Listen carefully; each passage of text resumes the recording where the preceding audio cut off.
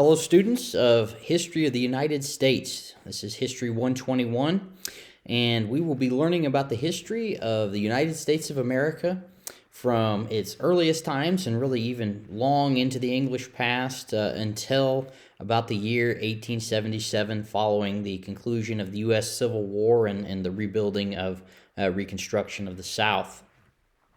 So, in this course, we of course will be surveying an enormous amount of time. We will be surveying hundreds of years of history. We can't obviously cover everything in great detail. So I apologize if you aren't going to get to hear about exactly everything that you want to hear about in enormous detail, but I promise I will do my best to be fair to everybody's interests. You should know something of my own interest as I study the history of religion. And throughout my career, and throughout my time in learning, as I grew as a student, as I was once in the exact seat that you were sitting in some time ago, that I've always been interested in people. I see the study of history as being one of individuals, the study of individuals' lives, and what do these people contribute to history? And while great ideas and great movements, great things, climate change, war, forces of nature, all are profound and have great impacts upon the human journey, I feel that the individual, the ideas, the inspirations, the contributions that each person makes to this story of humanity is what history is all about. And therefore, I find the study of history most useful when we study people's lives, that when we understand why people did things, why great leaders arose in times of terrible conflict, why did George Washington come to power, how did George Washington make things work in the way that he did? How was only this one human being able to perhaps do the impossible? These are kind of the questions that have really intrigued me and what excite me about history. That is what I am passionate about. I'm not so interested in whether you know about what the Wilmot Proviso was and every detail of every year and every presidency and all this, but how did these people who changed our journey in time, that had profoundly impacted the world after it, how did these people interact with their own society? How did they bring about the changes that were so great in the early history of the United States? And then ultimately, what lessons do these people teach us? How can we, as citizens of the United States or whichever country that you are, if you're learning abroad, how do the lessons of history, what wisdom is there in history that we can learn through the people's lives and these profound events that these people lived through? How can that teach us to be better, more virtuous people and more well-informed citizens? That is what is at the heart of this course and in any course I teach. So it will be heavy. This course will be very heavily focused upon how people changed the past, and not so much upon the development of great institutions and ideas and movements and profound impacts. Though we will, of course, be examining all that. In this course, of course, history is not always, and most of the time, honestly, is not about the present. History, and the history of the United States specifically, is not about focusing on how everything that happened in the past led us to this present moment. That's another school of history that has received a lot of criticism. But the notion that we can only focus on the context of the past and how we if we only focus on the past and we care nothing about the present, then we miss something I think very important that the study of history can contribute, can give to us. So therefore, I would just encourage you to find something in each of these lectures, in each of these lessons. How can the people who lived long ago teach us to be better citizens, to be more virtuous people, and to be more well informed as we study the movements of history and the wisdom in history? How can this make us more informed as voters who elect the leaders and change and make the laws of this place that we live in? So that is my inspiration about history. So if we take just a moment here, I will give you a small excerpt here about myself. So I obviously am the instructor in your course, and I am a historian. I have done archaeology in the Middle East. I enjoy to travel the world, of course, in the time before COVID. Now that we can't travel anymore, it's a lot less fun. But I have lived in this part of Missouri, in the Kansas City area, most of my life. I'm an avid Chiefs and Royals fan, and I was definitely that before it was cool, back when they always lost all the time. I have studied history, classics, and religious studies at Missouri State University, where I got my bachelor's degree. I have a master's degree from Missouri State in British history. I also have a master's degree in Renaissance and late medieval history from the University of Kansas, a master of sacred theology from Duke Divinity School, and my PhD from KU in medieval history, late medieval history, and the Reformation. So throughout this course, I want you to learn how to read, write, and think critically. That is sort of the mantra that I carry through all my courses. So whatever time period we are studying, whether it be the ancient past, the medieval past, or U.S. history, I want you to be able to understand what's happening, to learn about history, and to ultimately be able to make sense of the past and help it to inform your life and your time here on planet Earth. So we'll be looking at history through the means of people's lives. We'll be looking at great ideas. We will be studying how the United States came to be what it is, that how a small backwater colony in North America came to eventually be a hegemonic world empire. So this is something that we will question and ask how that this was able to happen. We won't get all the way to the end in this course, but we will certainly do our very best to get past the time of the Civil War. So I would ask you in our introductory thread to just answer these questions. I want to know something about you. I care about you as my students, and I'm eager to get to know each and every one of you. I know that you all have something important to contribute to the world, and I would ask you to do this in this course. I want you to take this course to try to understand the past, but also I want you to make your mark on this too, that you have something important to contribute to this discipline in this course. And I believe that. So I'd like to know a little bit about you. I want you to tell me kind of where you're from. Why are you here? Why are you taking this course? What's your major? Tell me something that's interesting about you. And ultimately, what do you hope to take from this class? What is it that you want to learn, and what do you want to study? So how do you succeed?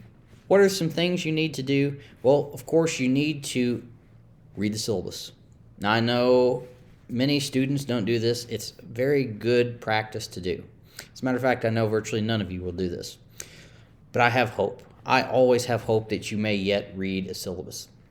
So please look at this, familiarize yourself with the course schedule, buy the textbooks, and so you can do the readings for the class, which are essential in order for you to participate within the discussions and do the assignments.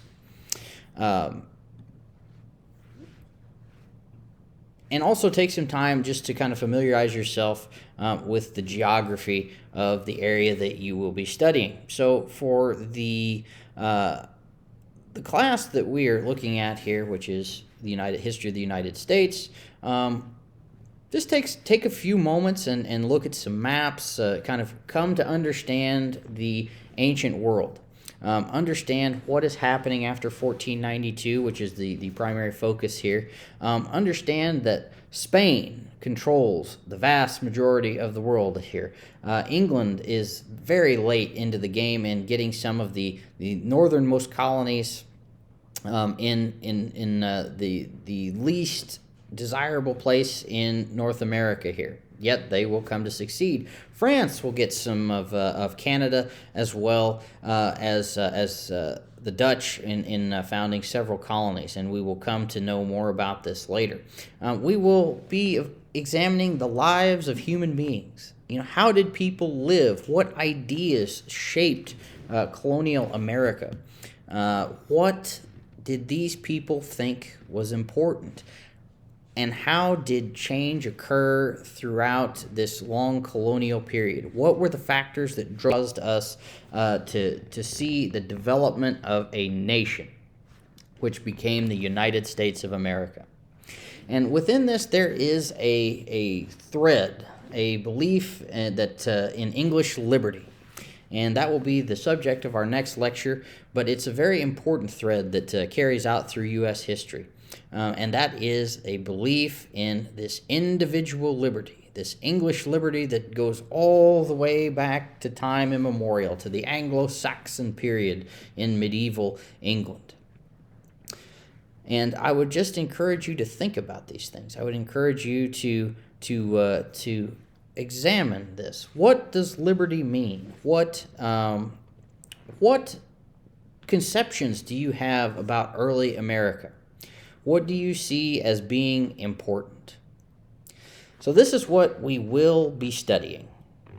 But first of all, we need to examine what is history. History can be defined as a lot of things. As I have said, I believe that history, at its most fundamental level, is telling the story of the past through people who made history, those who informed the human journey. But historians over time have taken this subject, which you might think is rather rudimentary. What is history? Well, it's anything in the past. But historians over many centuries have sought to define what is history. And of course, you can say it is facts. History is simply facts about the past that we might say is just one damn thing after another, to quote a famous historian. But to take a little bit more nuanced look at it, it is really a study of causes and ends, that you are asking yourself why an event happened and how it changed society. How was society one way at the beginning of an event, and at the end of this event, how was society profoundly changed? How was the human journey different on the other side, and why did that happen? A third approach to history is that it is an interpretive social science.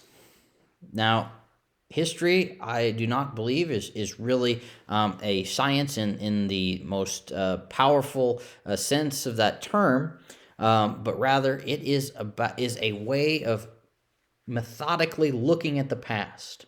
That you are able to examine something, you are able to kind of test it with a thesis statement and try to prove it with evidence. Now, there is some scientific mentality in that, but ultimately history, I think the fourth approach is it's a blend of a social science and a art or a philosophy. And that is that you are making something that can help other people to be better. That as we study history, we study the lives of those who failed. We study the lives of those who succeeded. It is just as important to study the life of an Adolf Hitler as it is to study the life of a George Washington, because it is essential that we understand what made people succeed and what was good, what is truth, what is justice, and how are these threads interwoven into the human journey through time. And ultimately, how can these people and how they change society, how can that help you to be a more well-informed, well-rounded, and virtuous citizen in the present who votes for the world's leaders. So this knowledge, we hope, will make you wise, that you will, at the end of this course, that you will have an appreciation for the wisdom of history and not just the rogue knowledge of history. So I must say something about the methodology of history here. So anytime that we are going to ask a question of the past, that we are going to study the past, we have to first ask a question. We need to do some spade work, do some reading. We will ask a question. We will study the topic. We investigate. We thoroughly research the topic. And then we come up with a thesis or a hypothesis that we are making an argument for something. And then we'll marshal evidence. We will produce evidence and make a written argument that says we are right about something, that our interpretation of an event in the past is accurate. And then ultimately other experts in the field will peer review our hypothesis or our thesis statement and our great work of history in order to see what they think. So somewhat of a scientific discipline here. We must also keep in mind of relativity, that as history is somewhat of an art and somewhat of a science, that in all things that we do, it is relative to the mind of the beholder, that other people may disagree with you. And that's fine. That's good. That's what we want. We agree on certain facts and dates and things like that, but people may see may have other things in mind that they may believe and produce evidence of why an event occurred that are just as strong as any of the other theories. So always keep in mind relativity. Of course, the weight of scholarly consensus, that if everyone thinks something is right, it may not necessarily be so, but it is likely that it is unlikely that you would be able to overturn a vast scholarly consensus with just a single study. So we work this way in the historical discipline. So anytime that we are writing a historical work, we use primary sources. Primary sources are things that come from the time period that we are studying. And we have to use these primary sources in order to make a powerful thesis statement. A thesis statement is you making arguments in this class. You will be making arguments about why you are right, and in order to prove that you are right, you have to have evidence. If you wish to say that Patrick Mahomes is the greatest quarterback in the history of the NFL, well, you need primary evidence that he made so many passing attempts, that his quarterback percentage was this high. I apologize for always using sports analogies. But nevertheless, you must have this primary evidence in order to prove your thesis. I have given you an ideal thesis statement here, but this is, of course, about World War II, but you can see that it is a demonstration of your of marshaling of your evidence, that you are saying this is the evidence I will use, and here is my argument. And as I said, a primary source, anything from the time period that you are studying. So a primary source about George Washington must come from the lifetime of George Washington. A secondary source, which you will also be using in this class, can be anything after the life of that person or the time period that we are studying.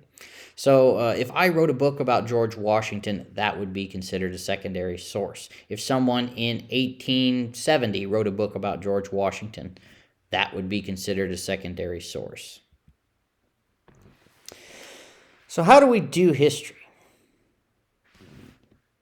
We look in the past and we study them.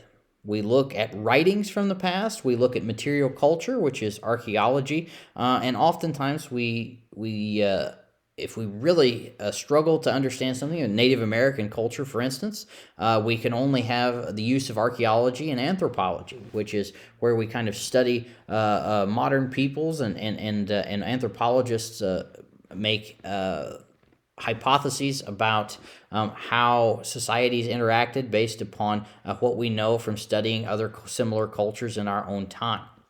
So there's many ways that historians can approach the past, but the grand tour of historiography, which is the history of history comes in this form. The history originated as a grand narrative from the very distant past, all the way back to Greece and Rome, Babylon, Persia.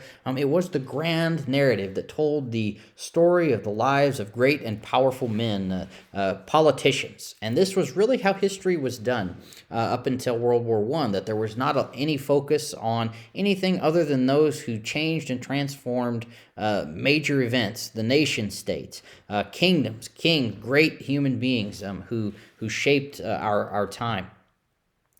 But then things began to change after World War I, because there was this great arc of belief in progress that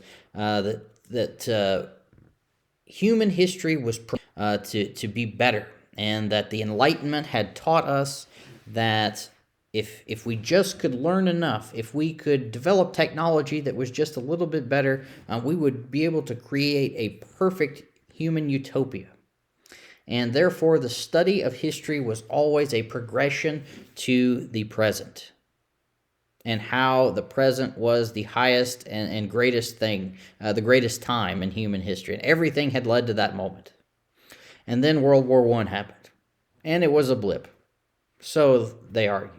And then World War II happened, and millions of people died, and tens and hundreds of millions of people were injured and destroyed. How could this be the utopia of the present?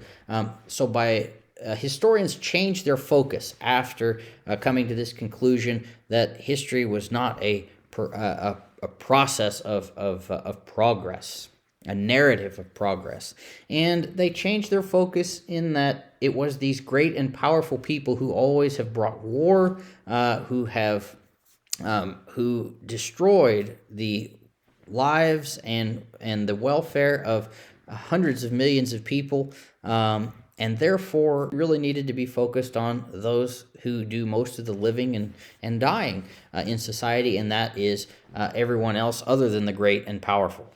That is the average people living, the slaves, the Native Americans, the poor tenant farmers, the lower class, the working class, that these people deserve to have their moment in the spotlight, because they were part of this great story of humanity as well. So historians began to study social history. This is often called the Annals School. And then a bit later in time, really beginning in the 1970s, after the sexual revolution, and the 1980s, we began to see a transformation, a focus upon women, that gender analysis in history, that women had rarely been written about in the past, and historians began then to study women on their own rights and see their contribution. We then, shortly after this, began to see something we call the anthropological turn, where historians make use of great works of anthropology in order to be able to study the past by observing more primitive peoples in the present. So when you hope to understand the Cheyenne or the Sioux or the Iroquois or whoever this is, that they don't have no written culture, we have no way of really understanding, how the reports that we get from Western observers, well, we have to turn to some other model. And therefore, anthropologists can sort of analyze and summarize meaning in non-Western, non-modern cultures, and therefore we can use this knowledge to speculate on how say Native American society or pre-Columbian societies, and what gave their societies meaning in a non-Western ethnocentric kind of way. Very important. We then saw the development of postmodernism, which is a wave of which is very skeptical, very cynical, and in very short, I don't wish to bore you to death with this, but postmodernism attribution is that we read history as focusing on what is important to us. And that you have to, when you look at language, you have to understand what a text means and what a culture means, and not what it says. For instance, a stop sign when you come up to a stop sign, a red octagon that is posted upon the street, you should still be there if you've ever encountered one of these, because what that sign means is not stop, which in the English dictionary means halt, to cease movement. In reality, it means to pause. So postmodernism teaches us to read and analyze cultures within their proper context, and to have a deep appreciation for what these cultures say in their own rights, and not just what Western observers have seen within these cultures and have reported, and how it has traditionally been analyzed. Great contributions to historical scholarship through postmodern thinkers. And now we are in the age of new cultural history, where we focus upon largely upon race, gender, and identity, where we can study kind of the peculiar nature of anything that we see as important, and we can then go in the past and we can find out about that. And so that is really kind of the era of history that we are in currently, is the study of groups that have been nominalized largely by the traditional telling of history, and focusing specifically on these often small areas of the historical journey, the historical contributions to the story of humanity, and we are trying to pull those out currently to give us a fuller appreciation for the human journey through time. So I ask you to kind of always keep in mind when we are studying history, I ask you to not place your understandings upon time. I ask you to not delve into the past without coming to have an appreciation for how people thought. Know that these people do not think like you. You are a modern observer, and you are not someone who lived even 200, 300, 400 years ago. They had vastly different value systems. They thought things were different than you. They approached the life different than you. They thought things were important that you would never have thought was important. So just keep in mind to keep everything in its proper context here, and to learn from this. Right? I think that there's a very valuable lesson in that we try to understand something or someone on their own terms, and try not to place our modern judgments upon these people, right? Because people of the past thought differently, behaved differently, acted differently than we did in many cases. But there is some commonality in this, right? People love, they feel, they enjoy things that we enjoy as well. So just always keep that in mind. So I thank you for watching this introductory video on what is history and how this course will function. So I look forward to taking you on a tale of the United States and studying this great colonial outpost that will become the greatest empire that the world had ever seen since the time of Rome. So as we take this journey through time together, I just ask you again to familiarize yourself with the course and how we will be studying this. Be sure and do the readings each week, and I look forward to this time that we will have together. Thank you.